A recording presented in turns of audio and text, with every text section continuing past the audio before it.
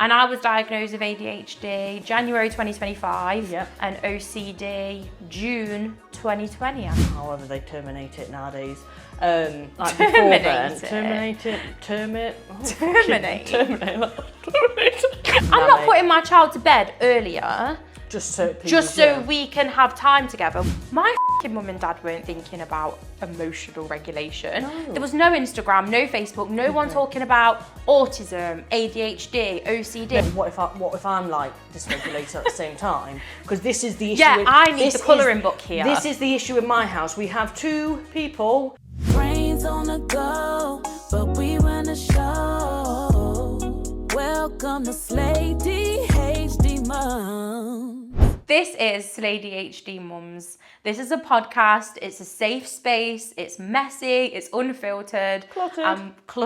And we're definitely not pretending that life is perfect because Absolutely it's just not. No. And our little motto is this podcast is for the boys, the girls, the they, the thems, the straights, the gays, the mass and the femmes. Well done, mate. You've smashed that one. And we are not, although, just going to point it out, we're not medical advice. We're not parenting advice. We're just chatting our own experience. 100%. Throw it out there, mate. 100%. Sam, what was your classic ADHD moment this week? I did have one. Go on. When I was at the gym yesterday. I can't remember what it was, but I do remember one of the lads was like, as if you ever thought you wasn't ADHD. But I can't remember what it is. Classic ADHD. There's a new you one. Can't remember what it No, is. can't remember what it is. Fair enough. What is your ADHD moment of the week? I've had loads, but I would probably say the top one was went to Tesco for fucking meal deal, came out 73 quid lighter, bought some new jeans. Yep. Next day, remembered before work, I haven't got no lunch. Every time. Every single time. Go in with a list. I have to use a list. I really should start and do that. If there's no list, whatever Mate, I'm going for, my I don't mum get it. literally goes in with a full list, like down to a T. She even separates it into aisles that she needs to go to. But I know, but maybe we should start and do something like that. Yeah, that would work. I think that would work a lot better for me. The list. Because I'm one of them as well where I'll go in with, right, I need to get this, I'll get it in a minute. I don't go straight to that. I will walk of course past not. the milk. Yeah, absolutely. Tell myself I'll get that in a minute. I'll go back for that. Do I go back for it? Absolutely not. No. Do Why I would you have do no that? milk when I get home? Do I have no meal deal? Very annoying. So we need to start. Should we make a pact this week? I mean, I will attempt it, mate. I To can't list. say I ain't going to forget the fucking list, like. Oh yeah, there is that. Literally. On our phone. And then we won't forget it because you need your club card. That's true. That is true. That is true. I'm George, as hope you know. I've got two babies, a 1-year-old and a 2-year-old, soon to be 3. Can you believe it? Wait, stop it. I know. And I was diagnosed with ADHD January 2025 Yep. and OCD June 2020, I think I was. Was it When was that you long ago? diagnosed? ADHD only just in January. It was. Fair enough. Yes. And you're a mum too? I'm also one. I'm Sam. I am a mum of 1. My little girl is 6. So I got diagnosed ADHD in January, and my daughter is also waiting for referrals. So it's great. It's over a stimmy household in my household. At least you understand each other though. Yeah, I think that's important. I think sometimes that does actually help. Yeah, agreed. It helps more now that I know. Like initially when I didn't realise that she was potentially like on the like neurodiverse spectrum, if you like, however they terminate it nowadays. Like before then, terminate.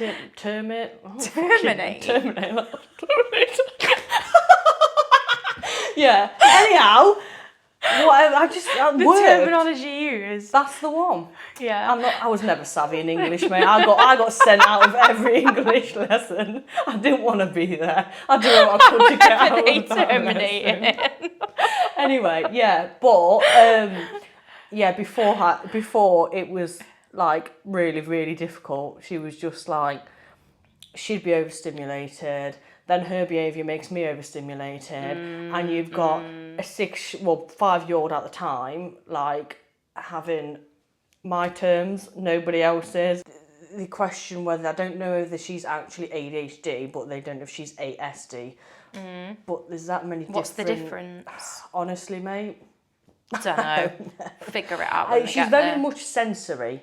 Like, she can't cope with change. Change is like a full melt every time. Like, she always needs to know, like on a Monday, it's like, what we're doing on Saturday. I'm like I that. have to prepare her for things. And so, like, little examples, like, I have to vocally tell her, this is your breakfast, this is your lunch, and this is your tea. Because if not, I shit you not, if you don't tell her, that girl, that's your lunch, come tea time, no, we're not having tea. Which is also Full difficult melt. in itself, because as a parent in itself, you've got loads of shit to think about. I don't know what I'm having for dinner. No. Like, again, my mum's a perfect example. I don't know if she's neurospicy or not, but what I do know is that bitch is organised. But from me being little, she's always had a whiteboard on the fridge for as long. I mean, I'm 30 this year. I have a menu on my fridge. Do you? I do, yeah. Monday, Tuesday, Wednesday, Thursday, Friday, Saturday, Sunday, and you've got your dinners for every day. Absolutely. That is Even meals. madness to me. Yeah, because do you know what it is? Like, for me, also, it helps me, instead of having that melt of, oh my God, what we're going to have for tea.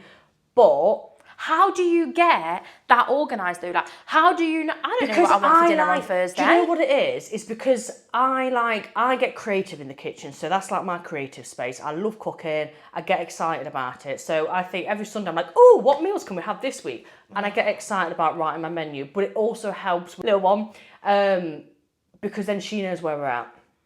So it's less... She can just look. Yeah, she'll say, oh, what are we having for tea tonight? So she'll just go and have a look at the menu. But like, if I don't tell her this is your lunch, like, there you darling, there's your lunch. If the word lunch is not said, despite she could have ate lunch, but if you've not vocally told her that, she won't have come it. tea time, she won't eat.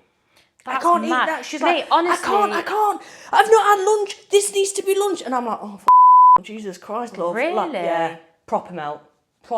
And I bet there are so many mums that are going through that with their children as well. Yeah. But it makes it easier. I suppose the strength of that is you know what it feels like. Oh, absolutely. To have a menti B, as we call them. I feel like... But it's also harder for you because Yeah. you get overstimulated as well. So if Yeah, we're it's trying a bit like that, yeah, to be and we're honest. trying to teach these To regulate little, your emotions, but I can't do exactly, the like fucking myself. my child, I need to teach her to do breathing exercises Yeah. and to emotionally regulate. Yep. But best believe me, I ain't doing the shit myself. this is what I mean, like the tiniest inconvenience in my life, Yeah. I'm straight on the phone to my mum, and I'm Literally. nearly 30 years old. Yeah. And I'm on the phone to my mum like, I've run out of milk, and she's like, I'm at work, what do you want to do? And I'm like, nothing, I don't want you to do anything, I just want you to tell you. I know, I just need to tell you about Yeah. it. But I suppose on the flip side of that, we weren't taught to emotionally regulate. No, Because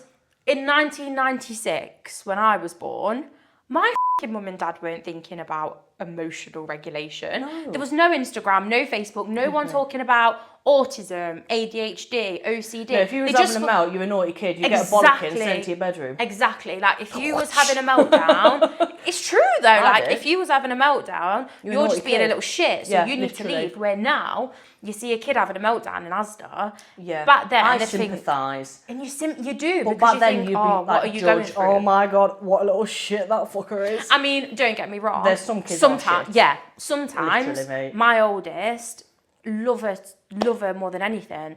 But I'm not gonna like say, oh, maybe she's got ADHD. I think she may. Yeah. But sometimes you are being a twat because I don't want you to eat your 5th croissant of the day.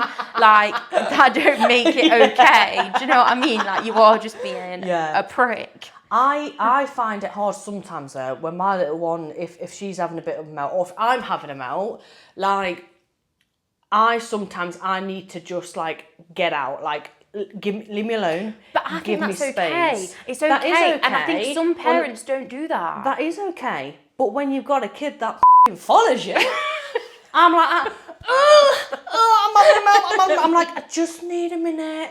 And then she's like, but I want to be with you. Which is lovely. Really love that you want to be with me. but I need space. Yeah. Because if you don't give me space, like my melt is going to escalate. That is really difficult. And it's difficult to contain it as well, because it's like, I don't want to flip in front of you. Literally. I don't want to flip at you. And I don't want to take it out flip on at you. someone. Yeah, and I don't want to take it out on you either. Because it ain't your shit. It's not your shit to own. This is my shit. But I find it difficult because I'm on my own. It's like there's nowhere to escape. Yeah. Absolutely nowhere to escape. We've tried like a pause button. Oh yeah. It got used for about 2 days. Did I ever tell you about when I spoke to the nursery and I said, I don't know if I told you about this. I says I'm really struggling with little ones' tantrums, right? Yeah. And they says, why don't you go to this Sure Start Centre and ask them? And I didn't want to go and be like, I don't know how to parent. Yeah. But no one gave me a manual, and I'm trying. Gives you any manual when you have kids. I was trying this gentle parenting of like, let's breathe, let's calm down. But the problem with that is after 3 goes, I'm like, will you just fucking calm down? Literally. But I didn't know what to do. So anyway, went to the Short Start Centre. They had, bless them, like, they tried, but the advice that they gave me was when she's having a tantrum, put her, like, with a book or colouring, so she's still getting stimulation, but on her own somewhere. And I'm like, I get that, but when I'm in the middle of Costa and she's kicking off because for some reason she don't like her left shoe anymore, what am I supposed to do? She said, cut out a circular piece of material and carry it round with you in your pocket, right, and get it out and make her sit on that in public. And I just thought, it all sounds great. It sounds great, but put that into practice. Put that into practice. Look at you thinking you're right. I'm not whacking out half a bed sheet in Costa with a pack of colouring books, when I can simply also just say, which didn't seem to be working, oh my God, will you just be quiet for a minute, please? Yeah. I'll just take your shoe off then. Yeah.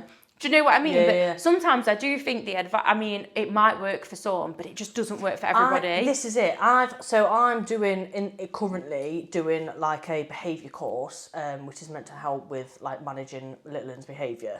And like there was something that was said a couple of weeks ago, and it was like, oh, you know, if she's like, you know, dysregulated, she's overstimulated, to give us some space or something. And I'm like, yeah, but what if I'm like dysregulated at the same time? Because this is the issue. Yeah, I need the colouring book here. This is the issue in my house. We have 2 people very overstimulated. One's a child, and I meant to, like you say, I meant to teach her, and I'm like, and I said, but I don't get an escape. I'm nowhere to run because she follows me. Like, we did the whole, like, not a naughty step at one point, but we did a whole, like, just go sit and chill on the steps sort of thing. Like a quiet area. Yeah. So she didn't want to do it. So I thought, right, okay, the best way that I can implement this is that I go and do it. So I was overwhelmed. No, shit you not, mate. Legit, I did this. Right, and I'm like, okay, and I'm like, look, I'm overwhelmed, I'm overstimulated, I need some time out.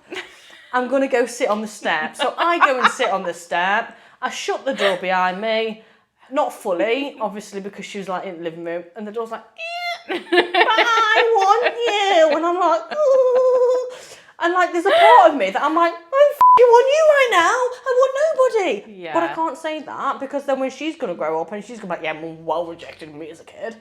I'd It's be like, so much in it. Literally. And I think, I don't know about you, but I get conscious as well, like, I know of like shit that happened like from when I was a kid, and how like, obviously my parents didn't realise how that's then affected me in later life. But because I'm aware of that, I'm then conscious of how I am with my little one, because I don't want her then when she's like my age having like spending loads of money on therapy and all the rest of it. Like I want you to grow up and... Yeah, but one thing I think, Sam, like even though you're right there, you know, if she does later in life need to have therapy, that's not that's not your fault, because it's not a fault. Or therapy is there to to help regulate. Yeah. So if later down the line she does need therapy, that's not because you failed as a mom. Not that I would push her towards it, but I would tell her. I'd tell anybody to go to therapy. I still go to therapy now. But don't ever feel like you failed as a parent because your child's going to therapy. But it's hard though, innit? It's like mum guilt, innit? Yeah, I know, I get that, but Like, I think if if I'd have anything, done that it's positive. differently, and you Yeah. self-sabotage, don't you? It's got to be your fault. Yeah, 100%. So you're single. I am. How have you found dating with ADHD? One question that I've never actually asked Go you. on. When you go on dates or Yeah. when you start talking to people When in the opportunity. on dating apps or you going out, I don't do dating apps no more, mate. I can't why cope did with you that. meet people I then? don't. But when you did, because you've been on dates, because you've told me about no, I them. did. I So did at when one you've point. been dating, Yeah. do you feel like you're analysing the way you're being? Like, do you feel like when you're messaging or someone's getting to know you, you're almost masking the real you? Oh, mate, 100%. Do you? Every Because time. I feel like everybody Every does time. that. Diagnosis, no diagnosis, anybody neurospicing, does. you know, Literally. or not. Like, I think everybody, they all act a little bit. Yeah. When There's an because you want absolute element. you want Because you people want to like them you, to like you, don't you? Yeah, you're not going to do things like fart in front of someone on your first date, which you probably do if you've been with someone for 6 months. Do you know what I mean? Like we all tone ourselves down to a degree. Yeah. But do you feel like you're more aware of your spiciness, neurospiciness, and you tone that down? This is what it up, mate. Because you so often, I will say to you, like, how's it going? And you're like, it's going really well. And then I don't hear about it again. Yeah, that's because, so I absolutely mask. And then it's like, you can only mask for so long, can't you? So someone will get a great version, not the full version of me, a version, a masked version of me, like cracking for 2 weeks, I'm all in, it's dead great, and then I can't mask any longer. Then the melts start happening, and then I have about 7 days of a melt, and then I'm gone. Yeah. Gone. You get 3 weeks max. Which is so like, Yeah. and like, I can't cope with, energy. honestly, how melty I get. Like 2 weeks, I'm like, this is amazing, this is great. And then I'm like, oh my God, I've said something wrong. Oh my God. And I'm literally, mate, it is ridiculous. Like just somebody could be in my head of week 3 of dating me or me dating them. They would want to go and lock themselves in a padded room. I would quite like to sometimes. fair. Can't cope with it, mate. Too much. Fair enough. Too much. And then I'm like, nah, fuck it, let's just stay single. See, my dating experience since diagnosis is very minimal. Obviously, I was with the kid's dad. Yeah. And then we split up when I was pregnant with the second one. Yeah. I didn't then start dating again. No, you didn't. You for quite a while, wasn't it? Well, I gave birth to her, and then it was 11 months after I started dating. Yeah. And I started dating someone. I started dating a woman. Yeah. Really, really, really liked her. Like, really liked her a lot. Yeah, you did. I really, really did. And she liked me. It was just the kid thing. Yeah. I just felt was going to get in the way. And I don't ever want to feel like my children are going to get in the way. Do you know what I mean? And then obviously then coming out of that made me realise, I think my OCD played on that. Because she made a couple of comments about just how she felt. There was nothing wrong with what she said. It was just things like, what if you can't be there for me at 3 a.m. when if I need somebody because you've got your children? And that really stayed with me. It's so difficult though. I think that's a fine line as well of dating is if you're dating somebody who hasn't got kids when you have kids yourself. It's so hard. Because I don't think, unless they've been with previous partners or dated people who have got kids, if they've never dated someone with kids, I don't think they fully understand the commitment of having a child. It's not a part-time thing. Yeah. It's full-time. Regardless, and even if, like in my case, even if like my daughter's at her dad's, that doesn't mean that I don't still have to parent. Because if there was an emergency, I'd be like, see you, hon, gone.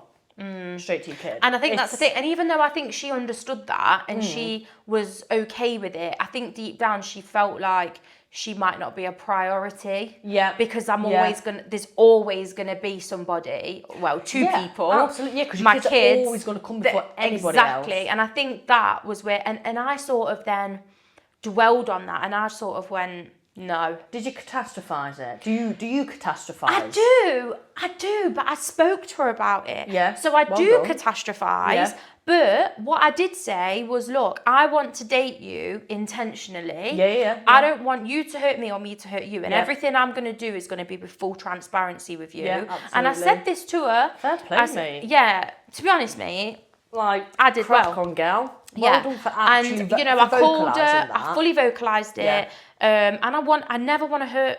I never Anyone. want to hurt anyone. Yeah. So I said to her, how, you know, I feel like you need to make a decision of whether this is going to bother you, because there wasn't just that. It was things like, so sometimes my oldest won't go bed until 8:30. Yeah. Right. And the person I was dating said something like, I think your daughter needs to start and go to bed earlier because I don't want to wait until 8:30 to have adult time. This is why I like to be single, mate. Right, so this I would bothered struggle me. with that. Yeah, that would bother me, mate, That not was gonna lie. the kind of tipping point for me, because I thought, in one breath, I get it. Yeah. I totally get it. And Yeah. dating is hard as it is, and dating someone with kids is going to be hard. Even harder, yeah, absolutely. But on the other hand, bear in mind at this point, well, she'd never actually met any of the kids at any point. I never introduced the kids at all yet. Yeah.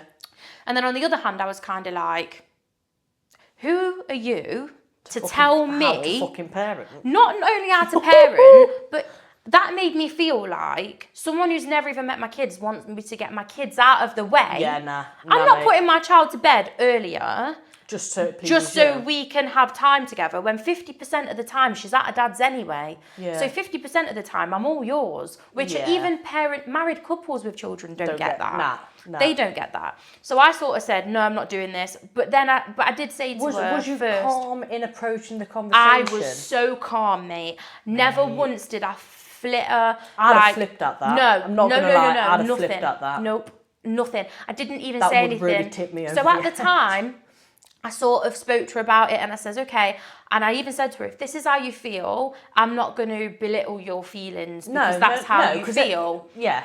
However, that has offended me a little bit. Yeah. But I understand where you're coming from. Everything I said about how I felt, I just felt like it's a big thing. It was a big thing for her to tell me how she felt, as it is. Yeah, and so I fair didn't enough then, for the honesty, especially when it comes to with kids. So I didn't then want to make her feel like she can't be honest so early in what we had. Yeah. So I just sort of said to her, you need to make a decision, and if you think that this is going to be this is going to put an obstacle, well, I didn't say you need to fuck off. Sorry, I said, if you feel like this isn't something that you can have, you know, this is something that's going to be there forever. I'm never going to change it. I don't want to change it. Yeah. So if you feel like it's going to get in the way and make you feel less of a priority or less loved or whatever. Yeah. Because I did say, you know, just because I've got children doesn't mean I don't have time for real love, real conversation, real connection. Not. And then I think at that point, that's when I just think, like, just because you've got kids doesn't mean you're not capable of having a relationship as well. Yeah. But it is hard, and I think people. from that moment, and I think this is another trait of not only being a stubborn bitch that I am, but also those little comments that people say to me stay in my head forever. Yeah. And honestly, we can be Literally 10 years down the line, mate, It's and it's still there. Yeah. And I think about it like, I still think about things people said to me in school. Yeah. So I gave her the choice and just basically said, you know, what do you want to do? And she said she felt backed into a corner. And I was just like, well, okay, I'll make that decision then. For and you. let's just Call it a day. Call it a day, yeah. Yeah. And I was okay with that. And now me and the kids' dad are really on track. Yeah. Love that for you, mate. Yeah, because we was co-parenting really well. I never, ever thought I would see that, by the way. Yeah. Never thought, none of us ever saw that one come in. Never. But I think it just sort of made me realise, like, to be... There is room for... There are many people, like my stepdad treats me like his own. Yeah, he's absolutely amazing. Yeah, and I think there is room for people to meet somebody else that don't have kids and it work. Yeah. But for me, I found that wasn't the case, and that then led me back to my children's dad, and we've realised that actually we are so in love with each other. Mistakes have been made, things have been said, shit has happened. But we've reconnected, and actually that year and a half away from each other was the best thing that ever happened. Yeah. I mean, it was horrendous, but best thing. The best thing for for us, and Yeah. now we're great. But the thing is, you have to work at it though, don't you? Yeah, It's and not just so like, to, it's not so all to fucking fairy conclude, tales, is it? dating with Neuro Spicy is just as Non-existent hard as for me. dating. It's just as hard as dating without having anything. Yeah, literally. Fair enough. Fairs. Right, so next episode then. Let's go. Single parenting versus co-parenting. Yeah. I'm also thinking What else was I thinking? telling the older generation that you have a diagnosis. Ooh, yeah. Yeah, I think that's a good always one. That's always fun, isn't it? And why is my house so disorganised? Tell me why. Mate, don't. The next episode. Mine's hidden disorganisation. Yeah, yours is all behind cupboards. Yeah, mine's all in a spare room. Mine's so, you open your cupboard under the stairs like a game of Jenga, mate. yeah, I totally get it. So I think that's a good one for our next episode. Let's go for that for next episode. So if you enjoyed our podcast today, Like, give us a share, show your mum, show your dad, Yeah. show your kids teacher, anyone.